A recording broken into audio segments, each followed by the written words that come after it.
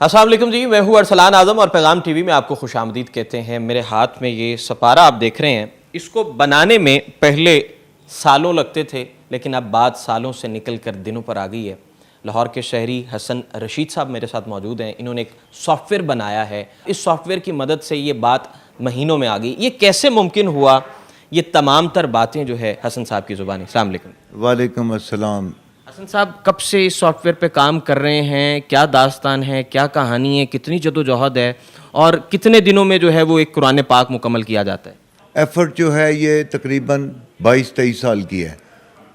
22-23 سال پہلے ہم نے قرآن مجید سعودی عربیہ کے لیے ایک بنا رہے تھے، جس میں جہاں پہ قرآن مجید کا متن آنا ہے وہاں پہ انہوں نے کہا کہ یہ آپ کو دے رہے ہیں، جہاں پہ اس کو کاٹ کے تو اس جگہ پہ لگا لیا جائے۔ چنانچہ وہ تو ہم نے پروجیکٹ مکمل کر لیا، لیکن اس کے بعد ہم نے اس کی تلاش شروع کی کہ قرآن پاک کا کوئی سافٹ ویئر مل جائے، اور وہ بھی پاکستانی خط میں، جو خط نسخ جسے کہتے ہیں، اس میں مل جائے، لیکن وہ بالکل نہیں تھا۔ وہ سعودی عربیہ کا ایک ہمیں سافٹ ویئر ملا جس میں وہ ڈاس بیس تھا، تو وہ ہمارے لیے قابل استعمال نہیں تھا، تو لہٰذا کشمیری زبان میں جو ہم قرآن مجید تیار کر رہے تھے اس پہ ہم نے جگہ جگہ اس کو کاٹ پیٹ کے لگا لیا۔ لیکن بعد میں ہم نے پھر جستجو کی تو اس پہ ہم نے سافٹ ویئر کی ڈیولپمنٹ کا سوچا، تو پھر ان پیج پہ کے پلگ ان ہم نے ایک ڈیزائن کرایا۔ ان پیج کا پلگ ان باقی کام ہم نے سارا پاکستان میں کیا، خطاطی وغیرہ۔ جو سب سے پہلا خط ہم نے بنایا وہ جناب نفیس رقم شاہ صاحب کا لکھا ہوا ہے، اور وہ پاکستان کے سب سے بڑے خطاط ہیں۔ پھر دوسرا جو خط ہم نے بنایا وہ جناب علی محمد صابر صاحب کا ہے، تو وہ بھی پاکستان کے بہترین خطاط میں سے ایک ہیں۔ جو ہم نے سعودی عربین خط میں بنایا تو اس کے جو خطاط ہیں وہ عبد الرحمن صاحب ہیں، اور وہ ہم نے یہ کام ٹوٹل جو ہے وہ کوئی 20 سال کی مدت میں مکمل کیا۔ اس پروسیس کا نام ہے قرآن کیلیگرافک ریسرچ پروجیکٹ۔ قرآن کیلیگرافک ریسرچ پروجیکٹ کیا کرتا ہے؟ وہ قرآن مجید کی جو خطاط ہیں بڑے، ان کے کام کو ہم نیکسٹ جنریشن کے لیے محفوظ کر رہے ہیں۔ ایک تو طریقہ یہ ہے کہ اس کو سکین کر لیا جائے یا میوزیم کے اندر اس کو بڑا رکھ دیا جائے۔ تیسرا یہ تھا کہ وہ پبلکلی کس طرح اوپن ہوگا، لوگ اسے کس طرح استعمال کر سکتے ہیں۔ لہٰذا ہم نے اس کا فونٹ ڈیزائن کر لیا۔ فونٹ جو ہیں وہ 3 طرح سے بن سکتے ہیں کمپیوٹر میں۔ اچھا حسن صاحب، مجھے یہ بتائیے، جتنے بھی دنیا میں فونٹ ہیں، جتنے بھی ممالک نے ان پر کام کیا، وہ تمام تر اس سافٹ ویئر میں موجود ہیں، یا کتنے فونٹس پر آپ کے پاس، آپ کو کتنے پیٹرنز پر آپ کو دسترس حاصل؟ پوری دنیا میں جو فونٹ ہیں وہ سارے کے سارے آپریشنل ہیں، کریکٹر بیس۔ آپ ٹائپ کرتے چلے جائیں، اعراب لگاتے جائیں، لفظ بنتے چلے جائیں گے، لیکن ہمارا یہ تمام کام اس سے مختلف ہے، کیونکہ قرآن مجید کا ڈیٹا جو ہے، جو ٹیکسٹ ہے، وہ فکس ہے، اس میں کوئی تبدیلی کبھی بھی نہیں ہو سکتی قیامت تک۔ لہٰذا ہم اس کو بہترین طریقے سے پریزنٹ کر سکتے ہیں۔ قرآن مجید 3 طریقوں سے لکھا جاتا ہے۔ پہلے طریقہ ہے کریکٹر بیس، جس پہ پوری دنیا کام کرتی ہے۔ دوسرا جو ہے وہ ہے لگیچر بیس۔ لگیچر اس طرح ہے کہ حسن لکھا ہوا ہے فرض کیجئے، تو وہ جس طرح کاتب نے لکھا ہے، خطاط نے، آپ حسن ٹائپ کریں گے وہ اپیئر ہو جائے گا۔ تیسرا طریقہ پوری دنیا میں یونیک ہے، جو ہم نے قرآن پاک کے لیے ڈیولپ کیا ہے، وہ ہے ورڈ بیس۔ سعودی عربین خطاط ہیں عثمان طاہا صاحب، ان کا جو خط ہے وہ ہم اس کو ورڈ بیس میں ہم نے اس کو سکین کر کے تو اس کو ورڈ بیس سیو کر لیا، اور اس کا ہم نے جو ہے آج کل اس پہ کام کر رہے ہیں۔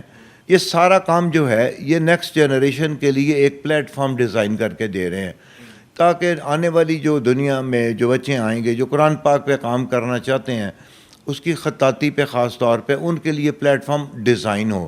اچھا مجھے یہ بتائیے حسن صاحب، اس سافٹ ویئر کو بنانے میں آپ کی ہیلپ کس نے کی؟ معاونت کہاں سے لی آپ نے؟ کہاں سے رہنمائی لی؟ یہ ایک معجزہ ہے کہ ہمیں جو کام کرنا تھا اللہ تعالیٰ نے ہمیں ایگزیکٹ وہاں پہنچا دیا۔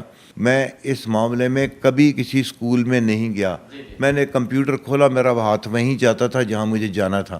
اچھا، کوئی پذیرائی ملی ہو کسی حکومتی سطح پہ، اس کو جو ہے وہ سراہا گیا، ہر شخص جو ہے وہ چاہتا ہے کہ اسے سراہا جائے، اس کی کاوشوں کو سراہا جائے؟ نہیں، کوئی نہیں اس طرح کی، کوئی نہیں.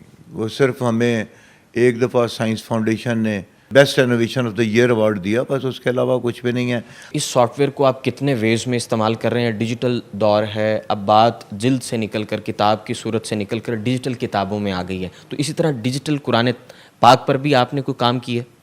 جی الحمدللہ، ہمارا یہ جو کام ہے، یہ دا قرآن ڈی وی ڈی یوٹیوبر ہیں ہم، تو اس پہ ہمیں کام کرتے ہیں، اور یہ دنیا میں واحد چینل ہے جو ہائی ڈیفینیشن ہے.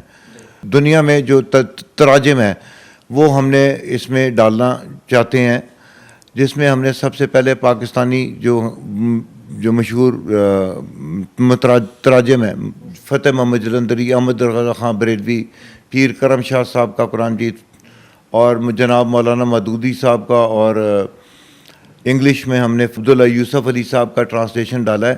یہ ڈالنے کا مقصد کیا تھا؟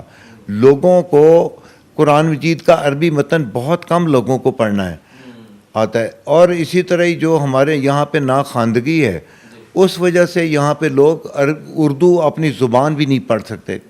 تو ہمارا یہ مقصد تھا کہ لوگوں کو ایک دفعہ ترجمے کے ساتھ قرآن مجید سنوا دیں، once in his lifetime وہ سن لے کہ اللہ سبحانہ تعالیٰ فرما کیا رہا ہے. ہماری بڑی خواہش ہے کہ ہم دنیا کی مختلف زبانوں میں کام کر سکیں. قرآن مجید ویسے تو وہ شیلفوں کی زینت بن جاتا ہے، لیکن کیونکہ ڈیجیٹل دور ہے، موبائل پہ وہ کہیں بھی سن سکتا ہے قرآن پاک. اپنے وہ جو ہی وقت نکلا اس نے ترجمے کے ساتھ قرآن مجید کو سن لیا، اور یہ قرآن فہمی کا بہترین طریقہ ہے.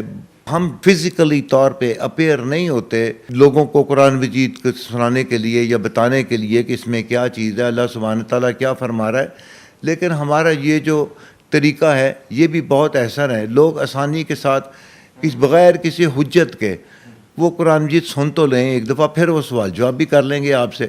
تو یہ ہمارا مشن ہے کہ ہم دنیا کے مختلف زبانوں میں کام کر سکیں. بہت شکریہ جی آپ کے وقت کا، اور اللہ تعالیٰ مزید آپ کو استقامت دے. ناظرین، بڑی اچھی انہوں نے بات کہی کہ آج کل قرآن پاک جو ہے وہ شیلفوں کی زینت بنا ہوا ہے. تھوڑا سا وقت ضرور نکالا کیجیے، اور آج کل ہر کسی کے ہاتھ میں موبائل فون ہے، اور موبائل فون سے کوشش کر لیا کیجیے کہ زیادہ نہ صحیح جو چند آیات ہیں وہ ضرور پڑھ لیا کیجیے. یہیں پر اپنے میزبان ارسلان اعظم کو اجازت دیجیے. اللہ کے بعد.